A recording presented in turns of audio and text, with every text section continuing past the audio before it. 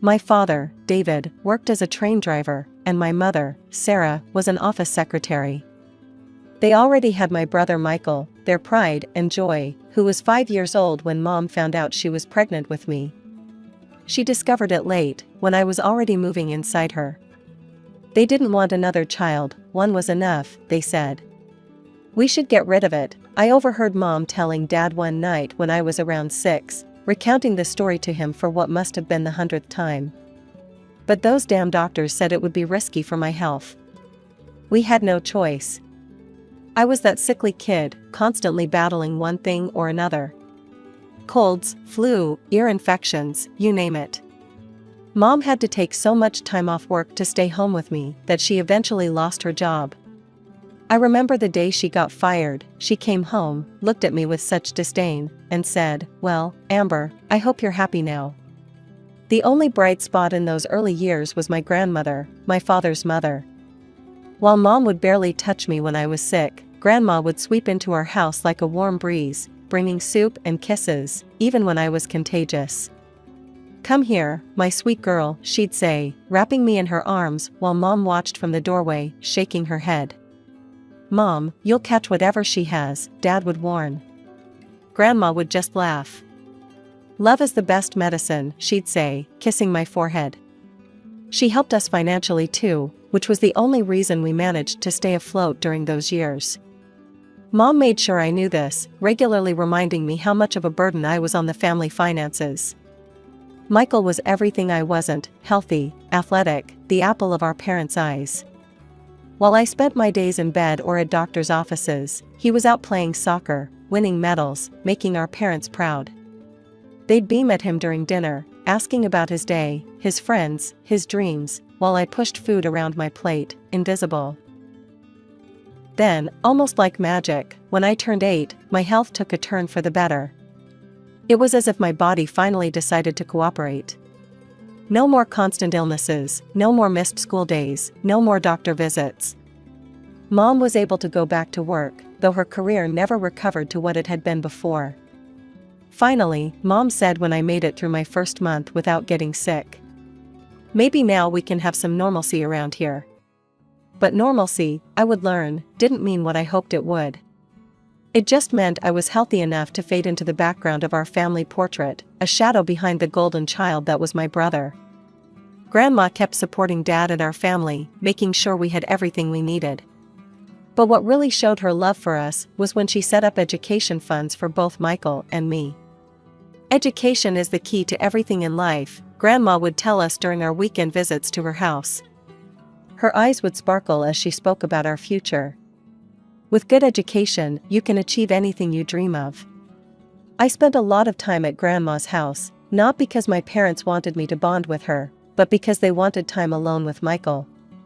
It became such a routine that I kept a toothbrush and pajamas at her place. "Your parents are taking Michael to his soccer tournament this weekend," Grandma would say, trying to mask the sadness in her voice. "We'll have a girls' weekend, just you and me." I remember one particular Saturday when I was watching TV at her house. Mom had called to say they'd be late picking me up because Michael's basketball game went into overtime. "They won," Grandma said after hanging up the phone. "Your brother scored the winning points." "That's nice," I mumbled, already used to hearing about Michael's achievements. "What would you like to do, sweetheart?" Grandma asked, sitting beside me. "You never talk about your interests." That's when I broke down and told her about the ice skating classes I'd been begging Mom and Dad to let me take. I'd seen the ice rink at the mall and couldn't stop thinking about gliding across that smooth, shiny surface. "Mom said they can't afford it," I explained, picking at a loose thread on my sleeve. "But they just paid for Michael's new soccer gear and basketball shoes last week." A few days later, I worked up the courage to ask about singing lessons. There was a choir at school, and the teacher said I had a nice voice. "Honey, we spend all our extra money on your brother's activities," Mom said without even looking up from her phone. "He's really showing promise in sports. We need to invest in his future." "But Grandma set up education funds for both of us," I argued. "Couldn't we use some of that?" Dad stepped in then, his voice firm. That money is for college, Amber. Michael needs these activities for his college applications. You understand that, right? I didn't understand, actually. I didn't understand why Michael got to try everything he wanted: soccer, basketball, swimming, track, while I sat on the sidelines. I didn't understand why they went to every single one of his games, but never asked what I might want to do. I didn't understand why being their firstborn made him so special and me so forgettable. The pattern continued through elementary school and into middle school. Every time there was a choice between Michael's activities and anything I wanted to do, Michael won. They'd sit in the bleachers cheering at his games, posting proud parent moments on social media, while I did my homework alone at Grandma's house. When Michael got accepted into the most expensive college in the next state, our parents couldn't have been prouder. Money wasn't even a question, they'd make it work, they said. After all, this was their son's future we were talking about. We're so blessed to have such a brilliant boy, Mom gushed during his send-off party. He's going to do amazing things. I stood in the corner, holding a plate of cake I didn't want to eat, watching them fawn over him. Dad had his arm around Michael's shoulders, both of them grinning as Mom took photos for Facebook. Then came the weekend visits. Every other weekend, like clockwork, they'd pack their bags and drive 6 hours to see him. I was never invited. So I'd stay at Grandma's house, scrolling through my phone, watching their weekend adventures unfold on social media. Photo after photo, video after video, Mom, Dad, and Michael at restaurants, at football games, exploring the city together. They looked so happy, so complete. A perfect family of 3. The captions were what hurt the most. Weekend with our pride and joy. Best son ever. Making memories with the light of our lives. Family time with our only hope for the future. Finally, after months of this, I couldn't take it anymore. They were packing for another weekend trip to see Michael when I confronted them. Why do you pretend I don't exist? I asked, my voice shaking. You never mention me in your posts. You never take me with you. It's like you wish I wasn't here.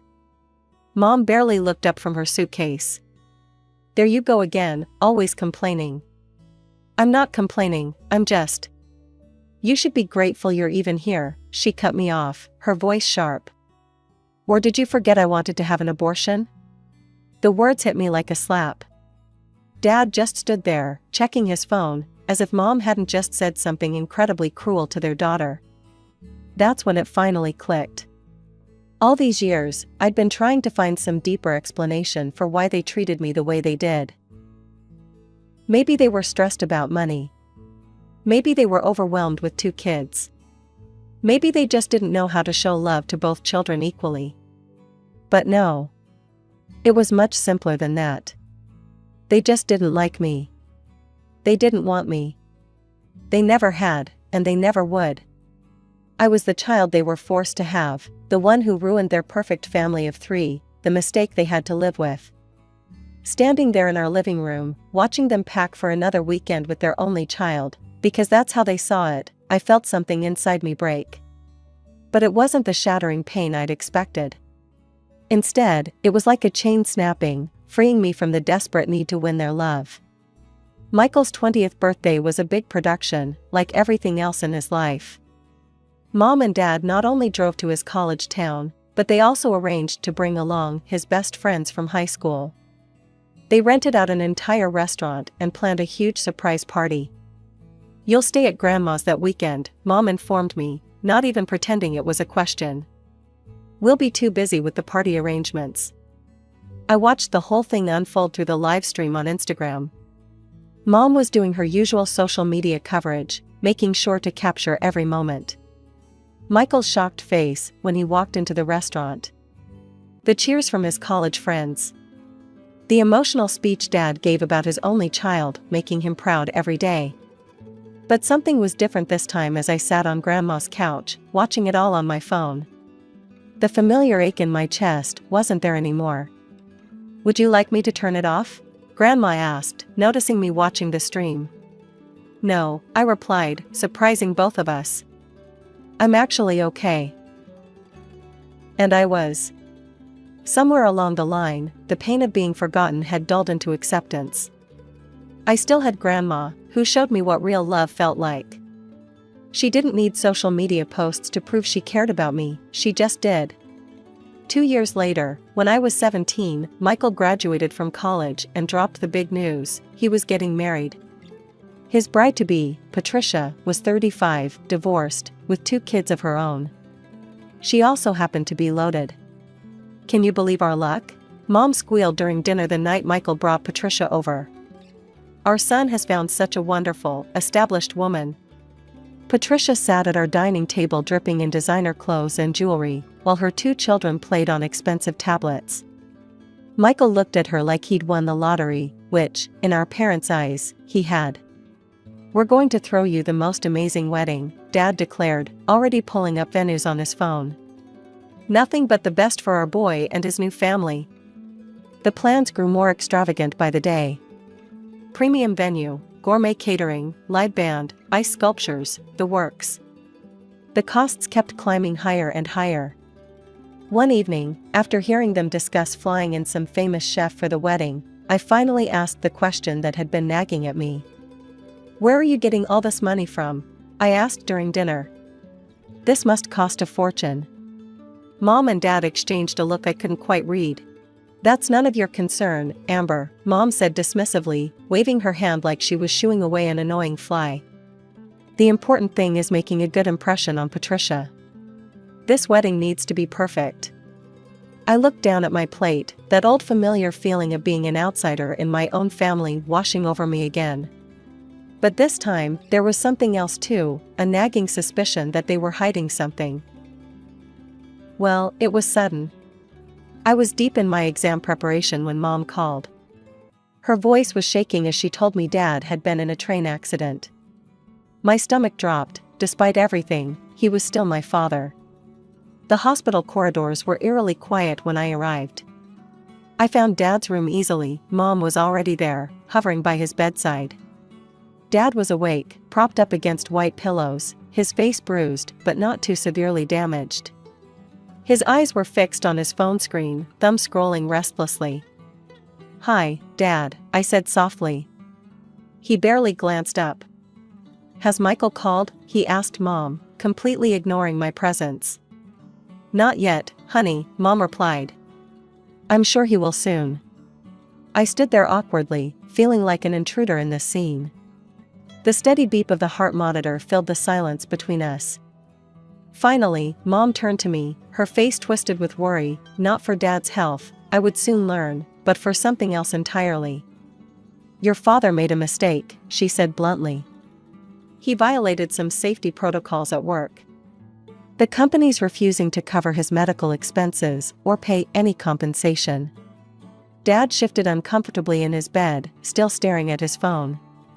"We need money for his treatment," Mom continued. "A lot of money." Without thinking, I blurted out, "What about my education fund? The one Grandma set up? We could use that, I don't mind. Dad's health is more important than college." I expected gratitude, or at least acknowledgement of my offer. Instead, Mom let out a sharp, bitter laugh that made me flinch. "Oh, Amber," she said, shaking her head. "That money's long gone. We used it for Michael's wedding. We needed to make an impression on Patricia's family." The words hit me like a physical blow. I stood there, trying to process what I was hearing. They had taken my education fund and spent it on Michael's wedding. And now? "You need to get a job after graduation," Mom declared. "Take out a loan. Your father needs this treatment, and you need to help pay for it."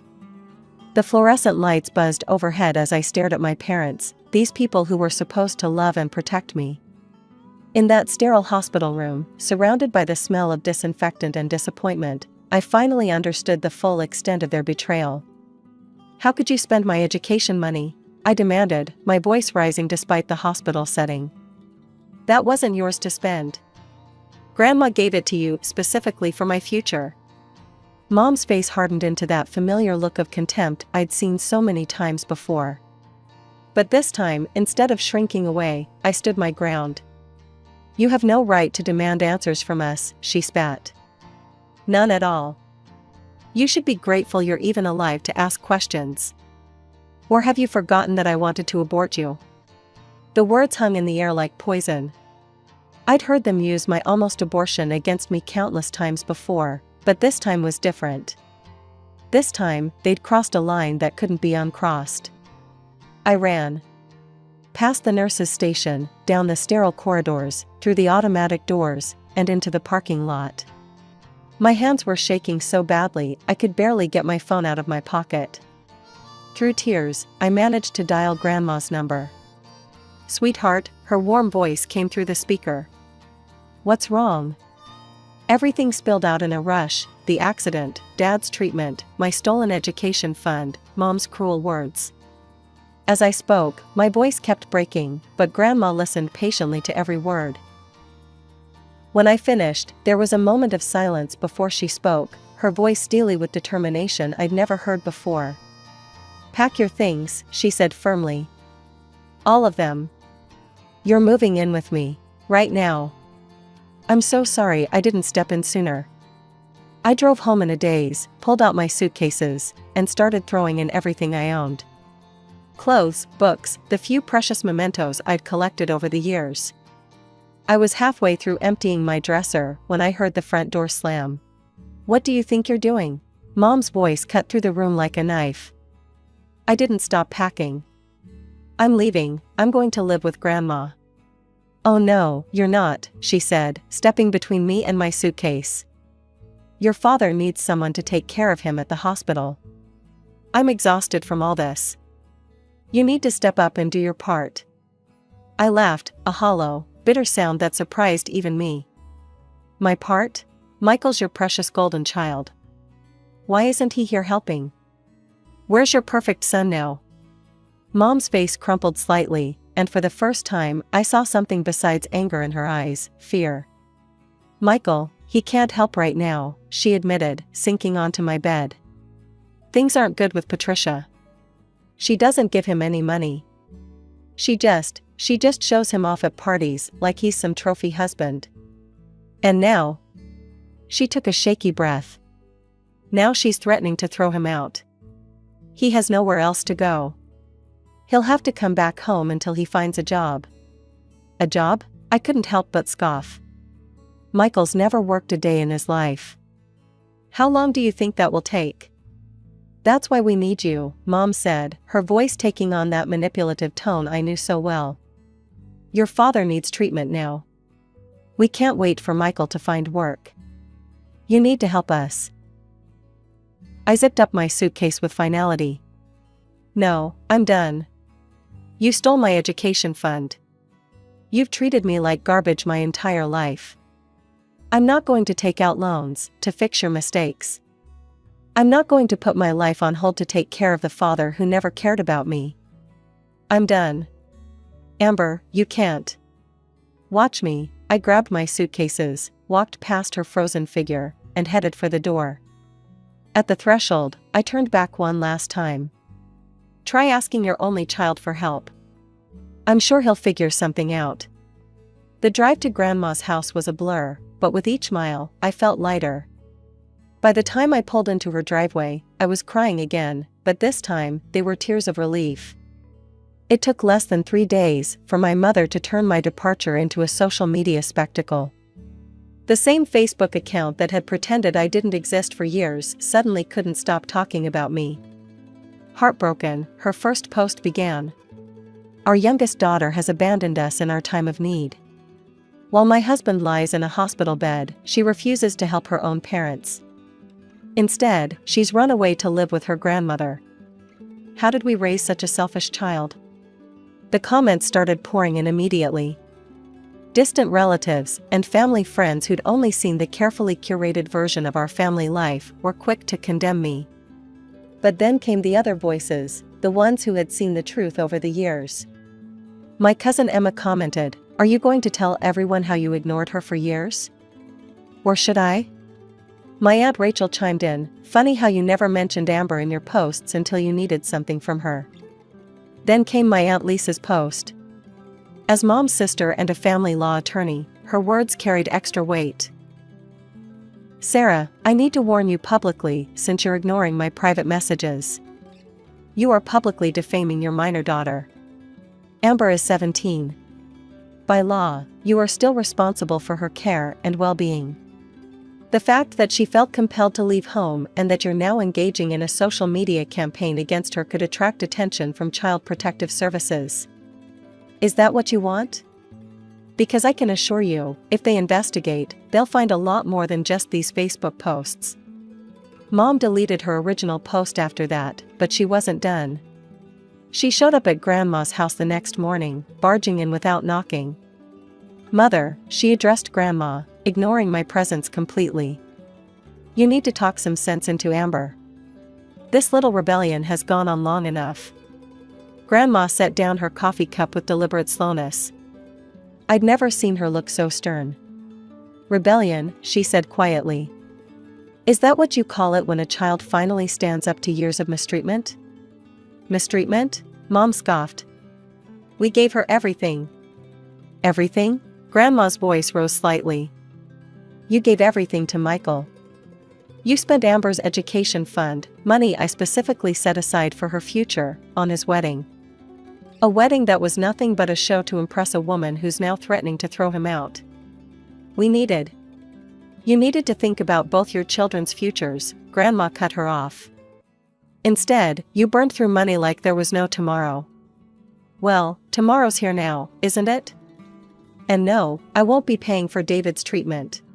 Mom left in tears, but they weren't tears of remorse, they were tears of frustration that her manipulation hadn't worked. As the door slammed behind her, Grandma reached over and squeezed my hand. Within a month of my departure, my parents were forced to sell our family home to cover Dad's medical expenses. They moved into a tiny 2-bedroom apartment in a less desirable part of town, and then Michael showed up on their doorstep. Patricia had finally had enough of his lazy, entitled behavior.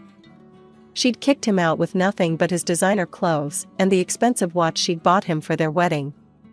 He arrived at our parents' new apartment expecting the same royal treatment he'd always received. At first, they tried to maintain the illusion. I heard through family gossip that Mom was still cooking his favorite meals and Dad was making excuses for why Michael couldn't find work right away. But reality has a way of breaking through even the strongest denial. "Did you hear?" Grandma told me one morning over breakfast. "Your mother finally told Michael he needs to get a job. He said they owed him a comfortable life since they'd never prepared him for the real world." They had a huge fight about it. Meanwhile, I was building my own life.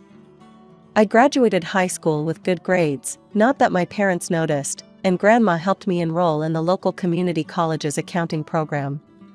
It wasn't the prestigious university I'd once dreamed of, but it was a solid education that would lead to a stable career. I even landed an internship at a small accounting firm downtown. The pay wasn't much, but the experience was invaluable. My supervisor, Mrs. Chen, actually appreciated my attention to detail, something my parents had always dismissed as being too perfectionist.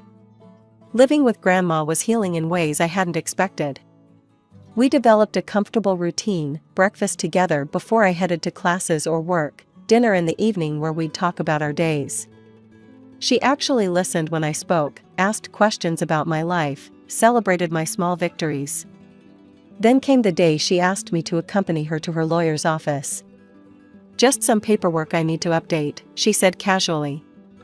I sat in the elegant office, trying not to fidget as her lawyer, Mr. Peterson, pulled out a document. "I'm updating my will," Grandma announced. "I want to make sure everything's properly arranged." My heart stopped as Mr. Peterson began reading. Grandma was leaving everything to me, the house, her savings, even her cherished collection of antique jewelry. "Everything." "Are you sure?" I whispered when we left the office. "What about Dad and Michael?" Grandma took my hand. "Your father and brother have taken enough from you. I won't let them take anything more. This is your future I'm protecting now." I hugged her tight, fighting back tears. "I won't tell them," I promised. "Good," she smiled. "Let them figure out their own futures for once." That night, as I lay in bed in what had become my room, really my room, not just a space I occupied in someone else's house, I thought about how life had changed. My parents and Michael were struggling in their small apartment, fighting over money and blame. Mom had stopped posting on social media entirely. Dad was back at work, but demoted to a desk job. And me? I was thriving. I had a grandmother who loved me, a future I was building for myself, and for the first time in my life, I felt truly wanted. Sometimes the family you're born into isn't the family you're meant to stay with. Sometimes the best thing you can do is walk away and build something new. Something better.